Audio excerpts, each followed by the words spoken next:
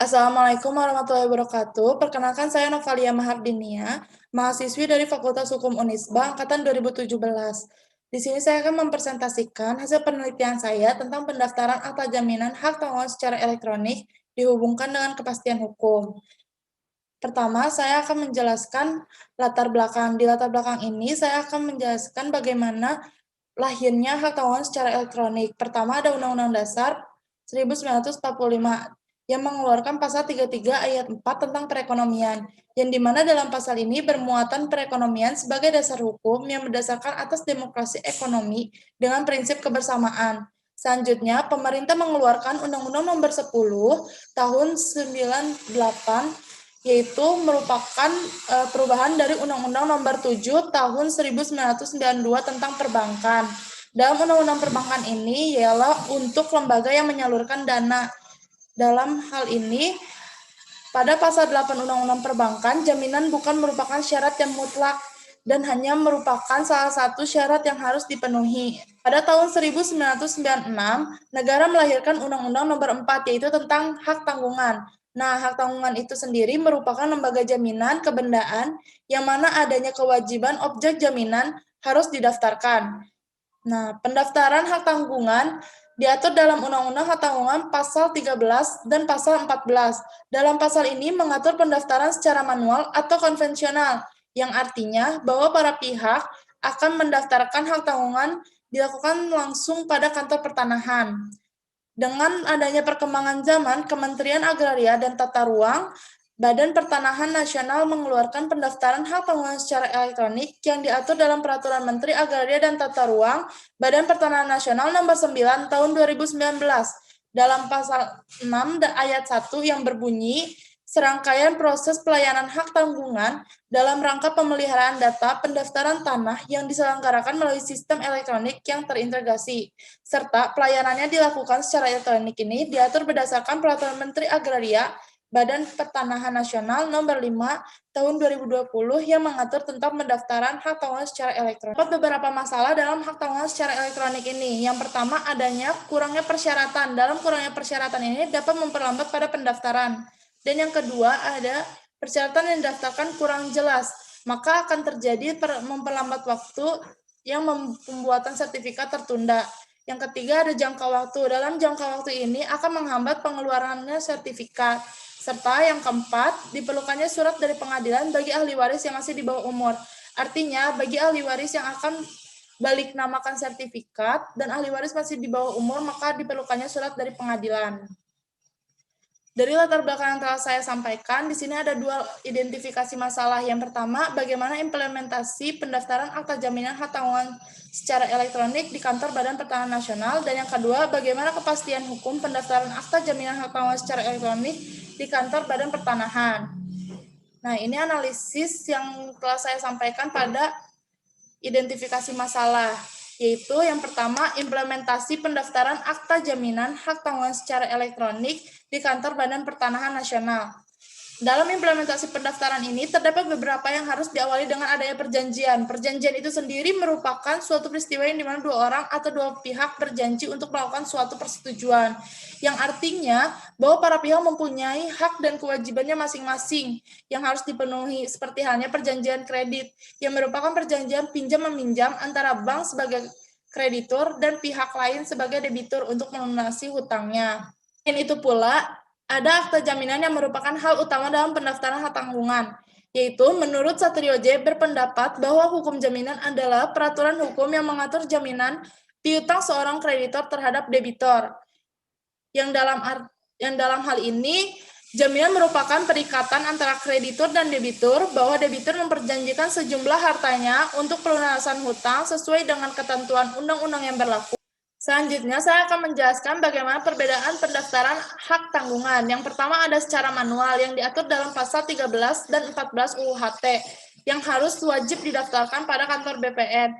Dan selanjutnya ada yang dari elektronik, yaitu diatur dalam Peraturan Menteri Agraria Tata Ruang Badan Pertanahan Nasional Nomor 9 Tahun 2019 bahwa serangkaian proses pelayanan hak tanggungan dalam peralihan data pendaftaran tanah yang diselenggarakan melalui sistem elektronik. Di sini, para pihak yang terlibat dalam sistem elektronik, yang pertama ada debitur, PPAT, ketiga ada kreditur atau bank, dan yang terakhir ada kantor pertanahan. Selanjutnya, pendaftaran layanan hak tanggungan secara elektronik ini, atau disebut juga sebagai HTL, setelah diluncurkan oleh Kementerian ini pada saat September 2019 lalu. Mulai 8 Juli 2020, Kementerian ATR BPN menghilangkan layanan manual dan konvensional pengurusan hak tanggungan yang beralih kepada sistem elektronik. Sebagai uji coba telah dilakukan di 42 kantor pertanahan kabupaten dan kota di Indonesia. Pada awal tahun 2020, layanan ini baru dimanfaatkan sekitar 12,59%, namun sejak adanya wabah COVID-19, layanan HTL meningkat menjadi 82,7%. Pada pendaftaran hak tanggungan secara elektronik ini, di kantor Badan Pertanahan Nasional atau disebut juga sebagai ATR BPN, Kota Bandung telah siap menerapkan sistem ini sehingga sebanyak 56.756 para pihak yang mendaftarkan HTL ini. Namun Kota Cimahi juga tidak kalah, ia juga telah siap menerapkan sistem secara elektronik sehingga terdapat 15.041 yang mendaftarkan hak tanggungan secara elektronik. Selanjutnya saya akan menjelaskan bagaimana pelindungan hukum, pendaftaran atau jaminan hak tanggungan secara elektronik dihubungkan dengan kepastian hukum. Nah, dalam pendaftaran ini, hak tanggungan terdapat dua asas. Yang pertama, asas kepastian hukum, dan yang kedua, asas publisitas. Nah, Van Apeldoorn juga berkata, kepastian hukum juga dapat berarti hal yang dapat ditentukan oleh hukum dalam hal-hal yang konkret. Artinya, kepastian hukum adalah sebuah jaminan hukum yang dijalankan. Maka, apabila terjadi masalah seperti halnya debitur cedera janji, maka akan lebih mudah untuk adanya proses pelelangan agar dapat dilunasi hutangnya. Tujuan pendaftaran hak tanggungan itu sendiri ialah mengenai kepastian hak atas tanah yang menjadi dasar utama dalam rangka kepastian hukum kepemilikan tanah. Untuk menjamin kepastian hukum, hak atas tanah telah diatur dalam pasal 19 UU PA dengan ketentuan dasar pendaftaran tanah tersebut. Dan yang kedua ada asas publisitas. Dalam asas publisitas ini diatur dalam pasal 13 ayat 1 UU HT yang dimana bahwa dalam pasal ini menyatakan pemberian hak tanggungan wajib didaftarkan pada kantor pertanahan.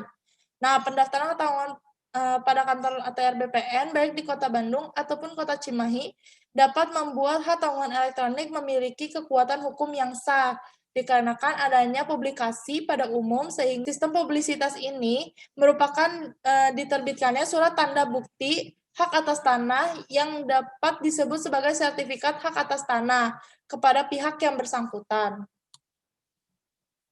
Selanjutnya, di sini ada biaya-biaya pada saat pendaftaran hak tanggungan secara elektronik, yaitu diatur dalam Peraturan Pemerintah Nomor 13 Tahun 2010 tentang penerimaan negara yang bukan pajak, yang menyebutkan bahwa biaya atau nilai dalam pendaftaran hak tanggungan secara elektronik.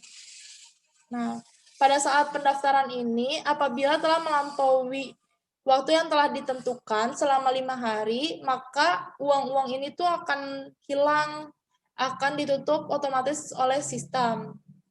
Selanjutnya ada penyebab sehingga pelaksanaan pengiriman berkas pendaftaran hak tanggungan dilakukan oleh kantor PPAT, dilakukan setelah lampau 5 hari. Yang pertama, penerimaan hak tanggungan atau disebut juga sebagai kreditur memperlambat menandatangani APHT, dan yang kedua, para pihak memperlambat memenuhi syarat kelengkapan pendaftaran hak tanggungan seperti SPPT, NPWP, dan STTS. Ataupun yang ketiga, keterlambatan dalam pengerjaan APHT. Yang keempat, PPAT terlambat menandatangani APHT atau warkah untuk pendaftaran. Dan yang terakhir, sertifikat hak atas tanah terlambat dicek resmi atau tercecer ataupun lupa oleh kantor pertanahan. Di sini ada kesimpulan. Nah, saya menyimpulkan apa hasil penelitian yang telah saya sampaikan. Yang pertama, bahwa pada implementasi, yaitu proses pendaftaran hak tanggungan secara elektronik diatur dalam Peraturan Menteri Agraria dan Tata Ruang Badan Pertanahan Nasional Nomor 9 Tahun 2019 telah sesuai menggunakan sistem elektronik. Hal ini diajukan permohonan oleh PPAT dalam melakukan pendaftaran secara elektronik ataupun online yang dikelola oleh kantor pertanahan. Dan yang kedua, bahwa dalam pengajuan oleh PPAT tersebut yang berupa permohonan seperti surat pernyataan, sertifikat hak atas tanah, dan lain-lainnya, itu dapat diajukan dalam bentuk dokumen elektronik yang kemudian didapatkan tanda bukti pemohonan sebagai bukti yang sah. Dan yang kedua yaitu tentang kepastian hukum bagi para pihak. Nah, dalam kepastian hukum ini, bahwa pendaftaran secara elektronik ini memiliki asas kepastian hukum. Asas kepastian hukum itu sendiri merupakan hukum yang bertugas menciptakan kepastian hukum dengan tujuan agar menciptakan ketertiban dalam masyarakat. Ya, sekian dari saya yang telah sampaikan. Terima kasih. Assalamualaikum warahmatullahi wabarakatuh.